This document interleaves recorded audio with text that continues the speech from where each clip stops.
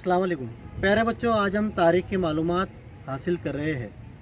आप लोग जानते हैं कि तारीख़ किसे कहते हैं। आज एक मरतबा हम फिर से समझ लें कि तारीख़ किसे कहा जाता है। पुराने ज़माने की मालूमात की तहकीक की जाती है। तहकीक करने के बाद बाज़ाब्ता तौर पर जो मालूमात हमको हासिल होती है उसे तारीख़ कहा जाता है। अब आप सोच रहे होंगे कि इतने पुराने ज़माने की मालूमात हमको किस तरीके से जो है वो कैसे हासिल होती है।